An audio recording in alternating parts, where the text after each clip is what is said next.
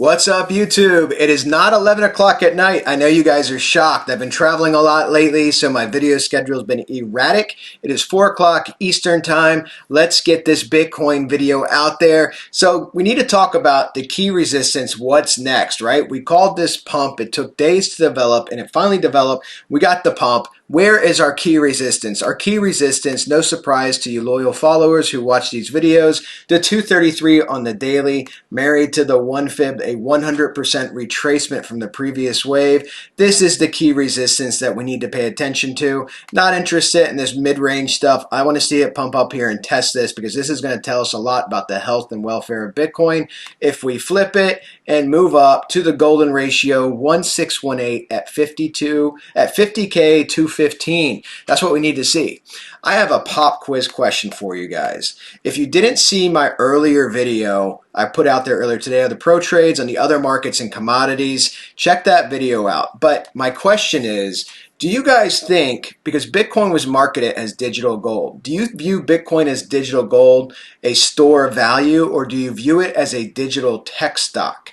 Now let me show you something that may kind of, I don't think it's going to shock you, but it is interesting. So notice on the daily, your 233 is above you, right?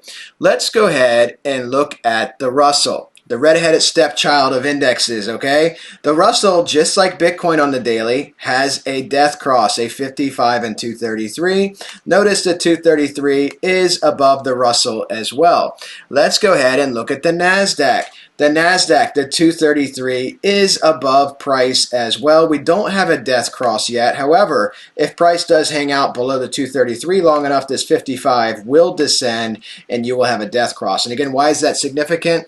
Because it's a precursor. It is a hallmark signifier of an incoming bear market. You have it in the Russell. You have it in Bitcoin. Doesn't mean you can't rally. Doesn't mean you can't have massive pumps, okay? But it is a signifier that a bear market could be coming. So we need to see what happens in these other marketplaces. But to me, Bitcoin was marketed as digital gold, but looking at the charts, it tracks so closely as a digital tech stock that I can pretty much tell what's happening with Bitcoin by watching the stock market. And that just seems to be, that relationship seems to be very, very tight. So we'll see if that develops and changes over time. But for right now, it looks like a digital tech stock. Let's go back to Bitcoin and let's look at the 4-hour time frame. We spent a lot of time on the daily.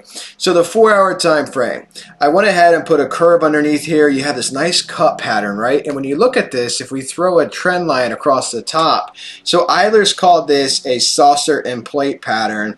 O'Neill made this famous, calling it a cup and handle. You guys know from watching my video series that I track these as volatility compression patterns when they form. And that means price could descend, find some type of base, come back up, test this pre-established ceiling, come back down, a shallower retracement, come back up. It can do this a couple of times, 3 to 5 waves typically, and then it can punch through, okay? And this allows compression. What does compression mean? As a VTV trader, volatility trend volume, basically you want the candles to be close together. I mean, this is literally the perfect example of what we just went through for days. This is what you want to happen with the candles. You want the candles close together. You want volume descending left to right. Allows you to build pressure and get an explosion, okay?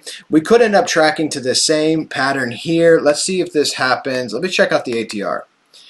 Ooh, ATR has been dropping like a rock. Look at that, right through our trend line. So ATR is dropping. Last time ATR got this low, we've got to go all the way back here before this big January 18th. We got a big move. What happened January 18th? Let's look. January 8th. Oh, that was that big dump. Let me see. Expand this out. January 18th is when it started, the volatility. So right in this range, and it led up to this big declination in price. How much was this? This was peak to trough, roughly 24% move. Now remember, the ATR pumps up, whether it's a pump or a dump. It goes up for volatility, down for lower volatility. So we could have a big move coming based on how deep the ATR is retracing. But let's check out our Caterpillar because that's been really accurate as well. And let's see what that's showing us. Caterpillar. It is starting to compress a little bit more. As you can see, it expanded slightly right here. Maybe it needs to tighten up a little bit more. You know, that's ideal, right? Getting something that narrow is ideal. So maybe we will track to this volatility compression pattern, which would allow this to tighten up even more. It all depends how quickly that volatility ATR wants to descend. If you get like little mini pumps and mini dumps in here, your volatility is going to descend a lot slower and possibly elevate some. So the more this goes flat and the more it tightens up and just moves very slowly, possibly tracking to this pattern, we could see if it's going to break that neckline or that ceiling and pop out of there and give us some action. Now, I know a lot of you guys are wondering, what about the 610 EMA? Said nobody ever. This 610 EMA. So this is a Fibonacci number. I'm showing it to you because it's actually quite interesting. So remember, EMAs, moving averages, simple moving averages, they're nothing but a measure of price over time. And this is 610 days, okay? So it's a measure of price over time. What's interesting about it is you wicked it with this candle and you dump from it, okay? It caused this big sign of weakness and you dump from it. So this is what? What's 610 days? 610 days is just under 2 years. I don't know the exact amount of months. Trying to do the calculation in my head. It's just under 2 years, but this is interesting because it's resting right on our ceiling. So we should just watch that and see what happens. I don't know if I've ever tracked a 610 in my life, but I did notice that when I was popping my EMAs on here. And is there anything else we want to look at? Let's look at our FPK, our Kaufman averages. I think we probably pumped above them now. Since the last video, we did. That pump got us up above them. So we are greenlit. Remember, when you're looking for a bias, if you know volatility is descending, right? You know it's descending. So use your other indicators. Use the trend to determine where that bias would be. And again, it's always just a bias. Sellers could pour into the market and dump the price, right?